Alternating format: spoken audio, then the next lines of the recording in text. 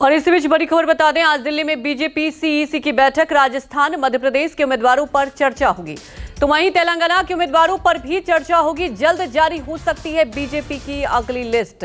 तो बीजेपी की भी अगली लिस्ट जारी हो सकती है। मंथन होगा, खासतौर पर देखिए, राजस्थान की बात कर ले या मध्य प्रदेश की बात कर ले, बीजेपी ने एक अलग एक्सपेरिमेंट किया।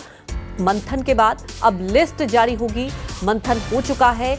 खबर यह भी आ रही है कि तेलंगाना के उम्मीदवारों पर भी चर्चा होगी और जल्द जारी हो सकती है बीजेपी की अगली लिस्ट। इस वक्त की बड़ी खबर आपको बता दें कि आज दिल्ली में बीजेपी सीईसी की बैठक होगी। तमाम जानकारी के साथ संवाददाता कुमार गौरव हमारे साथ जुड़ चुके हैं। कुमार गौरव, आज की बैठक के बाद क्या अगली लिस्ट जारी हो जाएगी बीजेपी की तरफ से?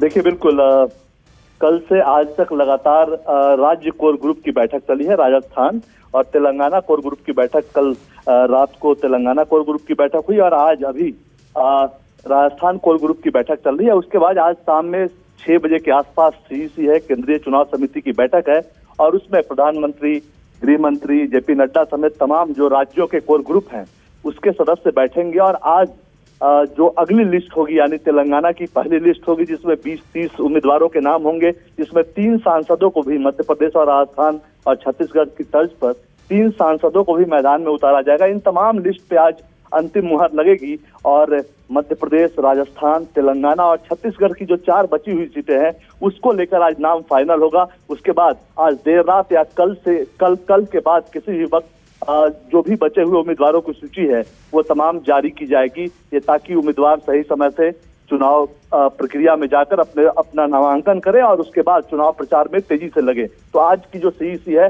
वो आखिरी सीईसी होगी। इसके बाद बीजेपी केंद्रीय चुनाव समिति की कोई बैठक नहीं होगी और उसके बाद आज की बैठक के बाद तमाम लिस्ट जो है वो धीरे धीरे जारी किए जाएंगे। लेकिन मुख्य तौर पर राजस्थान की लिस्ट आज रात को नहीं तो कल सुबह आएगी और उसके बाद मध्य प्रदेश, छत्तीसगढ़ और तेलंगाना के तमाम लिस्ट धीरे धीरे जारी किए जाएंगे। जी बिल्कुल कुमार गौरव, देखिए इस बार आपने देखा ही, जब पहली लिस्ट आई थी तो एक अलग एक्सपेरिमेंट बीजेपी ने किया था। अब मंथन हो चुका है। राजस्थान में देखिए बहुत बड़ी चुनौती है। जब लिस्ट जारी हुआ था, उम्मीदवारों के नाम आए थे, आपने देखा बहुत बड़ा फैक्टर है इस बार बीजेपी के लिए अंतरकलह। तो क्या लगता है अब जो लिस्ट आएगी क्या वो बैलेंस किया जाएगा इस लिस्ट में?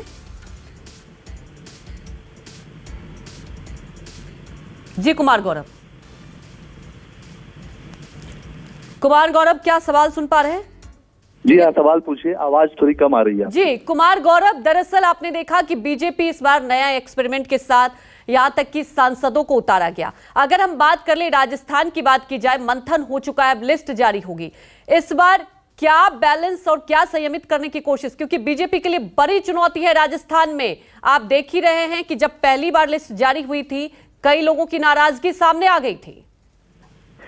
देखिए, बिल्कुल बीजेपी ने इस बार जो स्ट्रेटजी अपनाई है वो ये है कि कमल ही उसका चेहरा है। यानी मध्य प्रदेश देखे, जहां अभी मुख्यमंत्री शिवराज सिंह चौहान है, वहां भी उनका नाम आगे नहीं किया गया है। उसी तरह राजस्थान में भी कोई चेहरा सामने नहीं है, छत्तीसगढ़ में भी कोई चेहरा सामने नहीं है, तेलंगाना में भी कोई चेहरा सामने नहीं है। ऐसी स्थिति में जो सांसदों को उतारने की जो रणनीति है वो उसका मुख्य मकसद ये है, चूंकि प्रधानमंत्री के चेहरे पे हर जगह चुनाव लड़ा जा रहा है और ऐसी स्थिति में प्रधानमंत्री अगर के चेहरे पे चुनाव है तो उनकी टीम में कौन है? सांसद। अमूमन ये माना जाता है कि केंद्र की टीम में सांसद होते हैं, इसलिए जो कमजोर सीट है खास करके मुख्य तौर पे उन सीटों पे सांसदों को उतारा गया है, ताकि चूंकि सांसदों का रीच विधायक की रीच से ज्यादा होता है, उनके समर्थक ज्यादा होते हैं और जाहिर सी बात है एक प्रयास है बीजेपी का कि जो हारी हुई सीट है वो सांसदों के जरिए अपनी झोली में ले आओ। दूसरी जो बात है, जो आपने नाराजगी की बात कही, जाहिर तौर पे देखिए, जब कोई भी राजनीतिक दल भाषण और बयानबाजी जो भी करे कि हम इस युवा को ज्यादा दे रहे हैं, उम्रदराज लोगों को किनारे कर रहे हैं, महिलाओं को